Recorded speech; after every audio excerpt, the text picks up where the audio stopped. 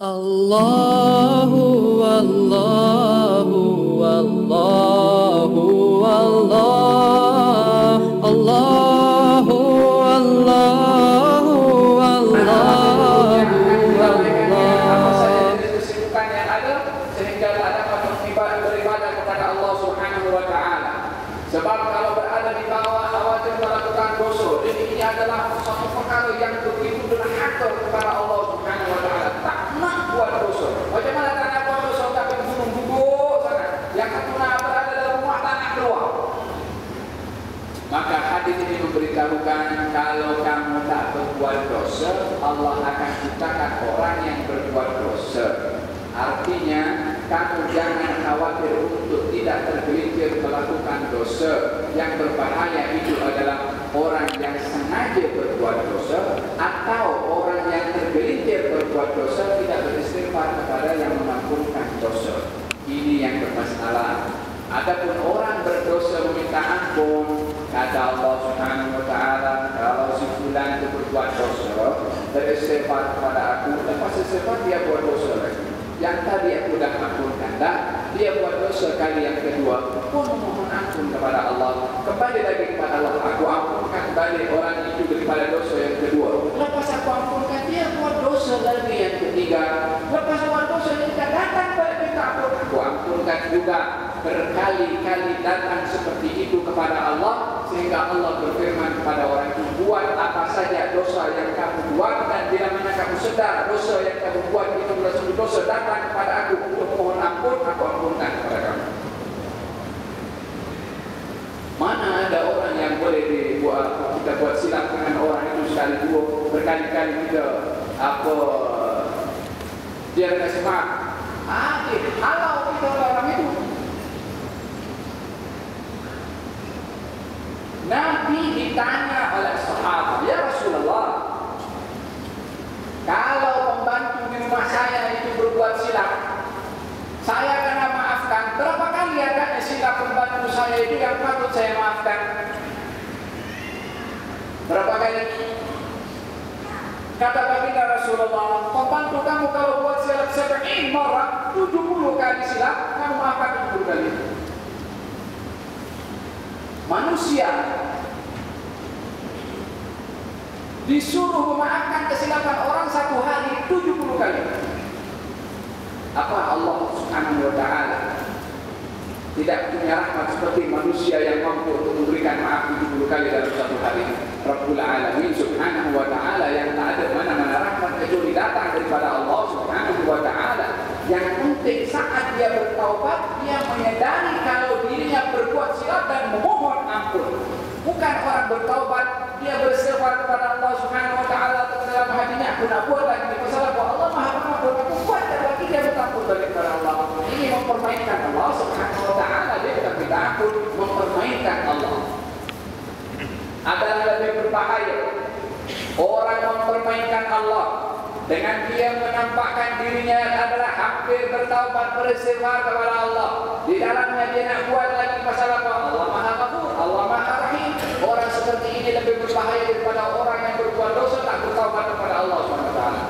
Sebab yang berbuat dosa tak bertaubat adalah bukan memperlekehkan Allah dengan sengaja untuk mengatakan demikian, seperti mana orang bertaubat, Allah Maha Ghafur, Allah Maha Rahim, Allah Maha Pengampun. Aku buat banyak dosa, lepas itu minta ampun kepada Allah. Nah, hadis ini adalah memberitahukan tentang bagaimana luasnya rahmat Allah, luasnya pengampunan Allah.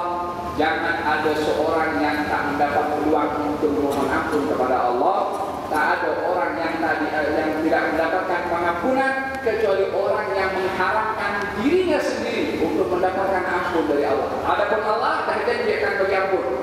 Yang tak dapat ampun orang yang mengharapkan dirinya sendiri untuk mendapatkan pengampunan dari Allah Subhanahu wa taala. Moga-moga Allah golongkan kita dalam golongan orang-orang yang sentiasa beristighfar. Tuba liman wajada fi sahifatihi istighfaran katsira.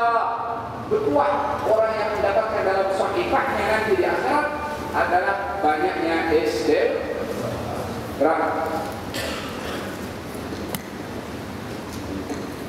Ada lebih أبي هريرة رضي الله عنه قال كنا قعودا مع رسول الله صلى الله عليه وسلم معنا أبو بكر وعمر رضي الله عنهما في نفر فقام رسول الله صلى الله عليه وسلم من بين أظهرنا فأطرأ علينا فخشينا أن يقطع دوننا فغرقنا فقمنا فكنت أول من فزع فخرجت أبتغي رسول الله صلى الله عليه وسلم حتى أتيت حائطا للأنصار وذكر الحديث بطوله إلى قوله فقال رسول الله صلى الله عليه وسلم اذهب فمن لقيت وراء هذا الحائط يشهد أن لا إله إلا الله مستيقنا بها قلبه فبشره بالجنة. رواه Muslim. Daripada Abu Hurairah radhiyallahu anhu katanya, kita semua pada suatu ketika duduk bersama-sama Rasulullah SAW. Juga menyertai kita Abu Bakar dan Umar radhiyallahu anhu dalam suatu kelompok antara 3 sampai 9 orang. Kemudian berdirilah Rasulullah SAW meninggalkan kita semua. Tetapi agak lambat datangnya kembali. Kita semua takut kalau akan terputuskan dari kita. Ini maksudnya kalau memperoleh bahaya. Maka dari itu kita semua menjadi takut dan kita pun berdiri. Saya yang Abu Hurairah radhiyallahu anhu adalah pertama-tama orang yang merasa takut itu. Maka itulah saya mencari Rasulullah. Sehingga sampailah saya di suatu meeting milik orang Ansar. Abu Hurairah lalu menceritakan hadis ini yang agak panjang, sehingga pada sabda Nabi Muhammad sallallahu alaihi wasallam, Rasulullah sallallahu alaihi wasallam bersabda, pergilah maka setiap orang yang kau temui di balik ini, asalkan dia menyaksikan bahawa tiada Tuhan melainkan Allah dalam dengan hatinya yang benar-benar meyakinkan sedemikian itu, maka berilah kabar gembira bahawa dia akan masuk syurga. Hadis diriwayatkan oleh Abu Hurairah menceritakan bagaimana keberadaan Rasulullah bersama dengan para sahabat adalah beliau bila mana bersama dengan para sahabat, bila mana dalam makam taklim, makam menyampaikan satu mesej wahyu, maka akan didapati beliau begitu serius. Tapi bila mana dalam hal-hal biasa sebagai sahabat, sebagai kawan, maka beliau akan duduk dengan sahabat-sahabat yang lain macam mana kawan duduk dengan kawannya, sembang-sembang. Terkadang beliau pula ketawa juga, kadang-kadang cerita pasal hal dunia dia pun cerita juga, terkadang orang lain cerita beliau dengar pun juga. Kalau ada hal-hal yang tertawakan beliau pun ketawa juga. Yakni keberadaannya bersama dengan para sahabat dalam berbagai keadaan, beliau adalah orang yang terbaik. Sebagai Nabi, bila mana dalam hal-hal tertentu berkaitan dengan wahyu yang disampaikan, beliau serius. Dalam sahabat, sebaik-baik sahabat tidak berjabat tangan dengan mana-mana sahabat yang berjabat tangan, beliau tak akan melepaskannya kecuali orang itu melepaskan. Tidak ada yang berbicara, jadi beliau akan mendengar sampai orang itu habis berbicara. Tidak disuruh menunggu untuk sesuatu, maka Nabi pun akan menunggu sampai orang yang menunggunya datang kepada Nabi. Terkadang pun lama Nabi tunggu kepada orang itu. Dalam menghadapi kepada budak-budak kecil, dia sebagai orang dewasa yang melayani kepada budak kecil, berbagai keadaan sempurna sallallahu alaihi wasallam. Ada satu peristiwa yang kita duduk bersama dengan Sayyidina Abu Bakar dan Sayyidina Umar, sahabat rapat baginda Rasulullah, sehingga pada waktu duduk sembang-sembang, Nabi terus bangkit dan pergi. Keadaan itu, perginya Rasulullah disedari dan dipahami kalau beliau pergi bukan balik rumah. Kalau balik rumah tak akan ada kerisauan kepada Nabi sallallahu alaihi wasallam. Tapi beliau pergi menuju kepada suatu tempat yang dituju oleh Nabi sallallahu alaihi wasallam. Dilihat oleh sahabat yang melihat Nabi berjalan menuju ke tempat itu, yang menyebabkan mereka risau kepada baginda Rasulullah karena berjalan bersendirian. Dan keadaan pada waktu itu adalah berbagai perkara-perkara yang kurang aman adalah berlaku di zaman itu, baik karena musuh, baik daripada binatang buas, baik daripada perompak yang mungkin merompak. Yani di zaman itu juga berbagai macam jenayah pun ada juga. Oleh sebab itu sentiasa sahabat standby untuk menjaga kepada Nabi Sallallahu Alaihi Wasallam. Ketika Nabi keluar tanpa memberitahukan, berjalan ke sebuah tempat yang menyebabkan mereka risau, maka Abu Hurairah tak dapat mengawal dirinya untuk menunggu di tempat mana sedang Nabi duduk tadi, terus bangkit dan pergi kejar kepada Nabi Sallallahu Alaihi Wasallam. Dan ini pernah berlaku atau kerap berlaku lebih daripada sekali. Suatu hari Nabi keluar di waktu malam, nampak seorang sahabat Nabi keluar di waktu malam, dikejar oleh para sahabat. Nabi masuk ke di belakang sebuah batu atau lembah di Madinah, maka dikejar oleh sahabat. Malam Nabi keluar seorang-seorang, dicari oleh sahabat, tak jumpa sehingga terdengar suara yang begitu kuat. Tak lama Nabi muncul. Kenapa? Kamu risau pasal aku? Subhanallah, tak ada perkara yang menakutkan berlaku di Madinah, melainkan pertama orang yang akan cek memastikan perkara itu mendatangkan bahaya atau tidak kepada kaum muslimin di Madinah. Tidak ada orang yang ingin mendahului memastikan kecuali debat Rasulullah dan balik kepada tempat. Beliau yang datang ke sana bukan sembunyi. Beliau yang first akan cari pastikan supaya menjamin keamanan keselamatan bagi sahabat, bagi kaum muslimin. Beliau akan maju ke hadapan terlebih dahulu. Sudah berani. Kami tidak pernah ingin mendahului Rasulullah dalam perkara-perkara yang sedemikian kecuali kami mendapati beliau orang pertama pergi ke sana. Sallallahu alaihi wasallam. Dan kenapa kamu risau pasal aku? Dan aku datang daripada kerajaan jin. Dia masuk dalam jin itu berdakwah pada jin sana, menyampaikan yang dibakukan oleh Allah. Bukan nak kita menghalau satu dengan yang lain, bukan kita nak menjatuhkan satu dengan yang lain. Nabi suruh bagi sahabat berkira kita untuk jatuhkan satu dengan yang lain. Manhaj yang ditinggalkan oleh baginda Rasulullah Sallallahu Alaihi Wasallam gaib, tak menjadi satu pegangan bagi kaum muslimin. Itu sebab kaum muslimin mundur. Dan bagaimana orang mengucap la ilaha illallah Rasulullah masuk surga? Ya, walaupun dia berbuat dosa, walaupun berbuat dosa, walaupun dosa besar, walaupun dosa besar, selagi mengucap la ilaha illallah Muhammad Rasulullah sampai dia meninggal dunia, tak ada yang kekal berada dalam neraka. Yang akan masuk neraka akan dicuci dosanya. Kalau tidak mendapat syafaat ataupun tidak mendapat anugerah pengampunan langsung dari Allah Subhanahu wa taala, memang akan dicuci dalam neraka, tapi tidak akan kekal berada di dalam neraka yang menghalangnya la ilaha illallah Muhammad Rasulullah. Nah, itu ini kalimat besar nilainya. Oleh hada orang yang membunuh pada orang mengucap la ilaha illallah Muhammad Rasulullah dimarah oleh Nabi sallallahu alaihi wasallam. Bahkan semoga Allah tak kasih ampun kepada kamu. Masyarakat membunuh kepada orang mengucap la ilaha illallah Muhammad Rasulullah. Dan ya Rasulullah, dia mengucapkan aku dengan pedang aku. Nabi kata, kamu dah tengok isi hatinya, dah belah itu korek isi hatinya. Dia kata la ilaha illallah Muhammad Rasulullah karena takut dengan pedang kamu.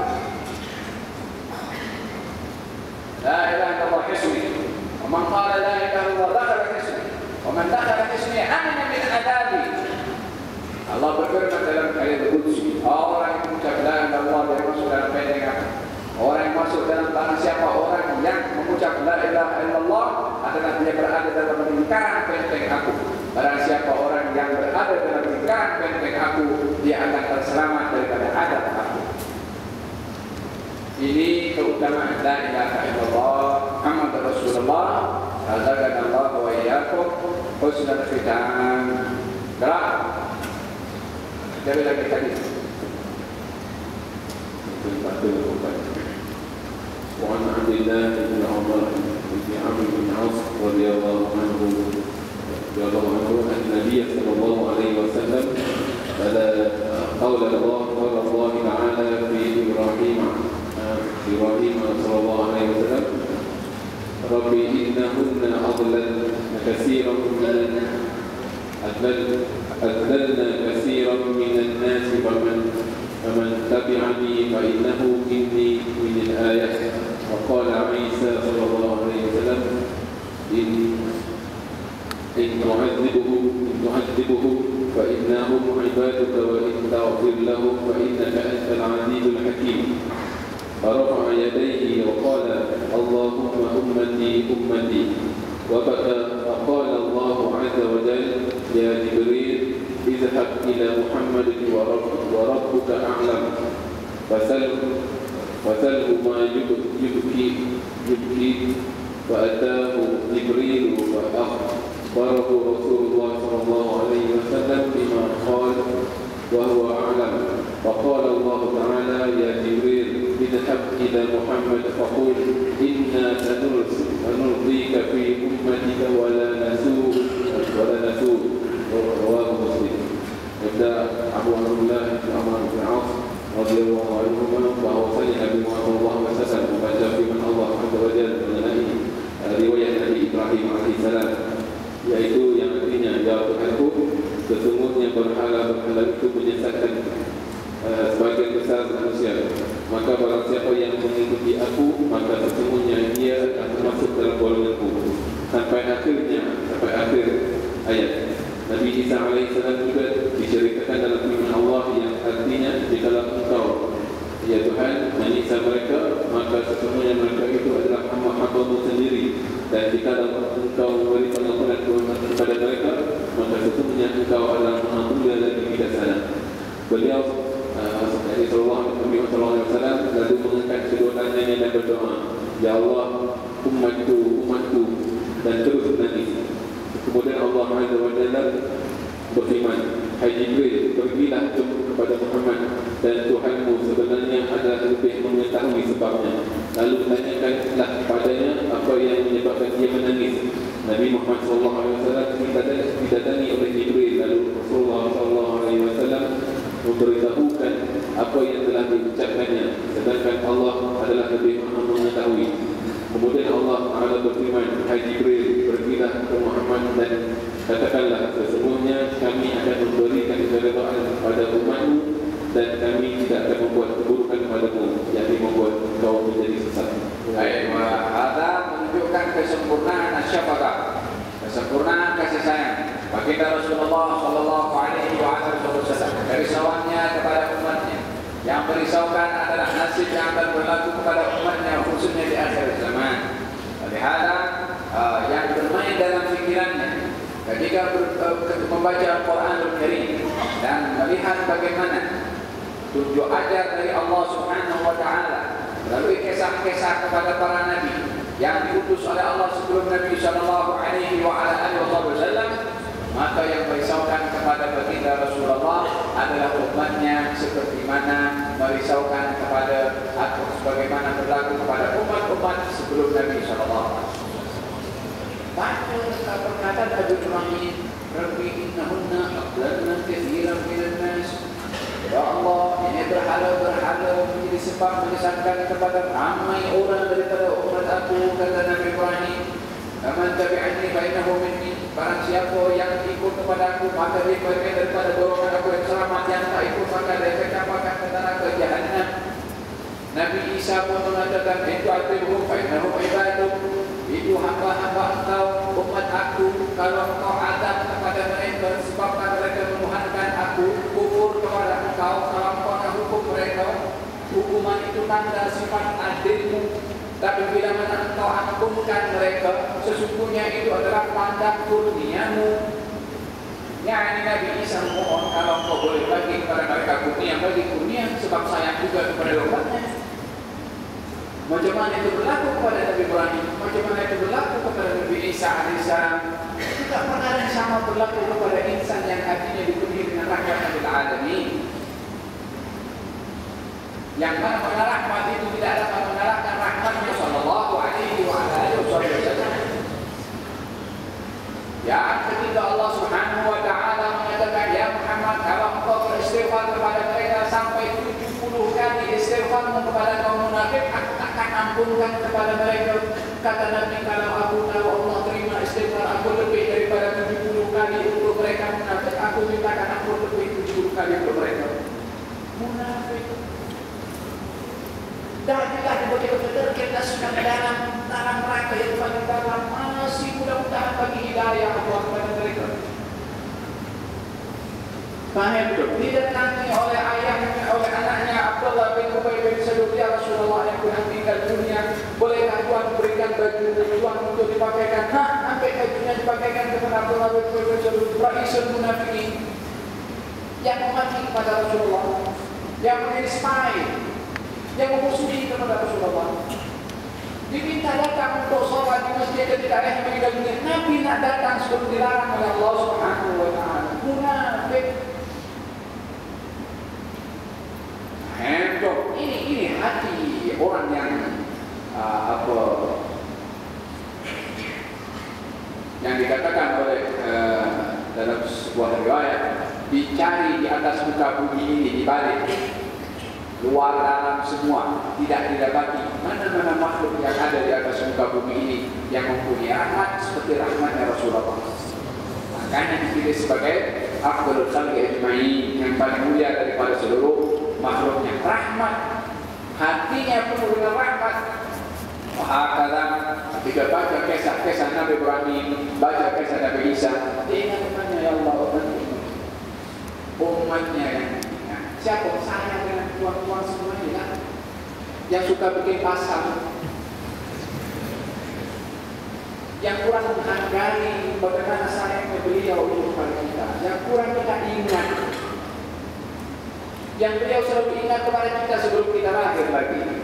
Kita sudah lahir, diberitahu lahir daripada keluarga Islam, la ilaha illallah Muhammad Rasulullah, masuk sekolah diajarkan sirah, tapi tak tahu juga. Tak ambil, bukan tak tahu, tak ambil peduli. Coba kita ubah style kita punya hidup ini. Jangan termudah terombang-ambing dengan adanya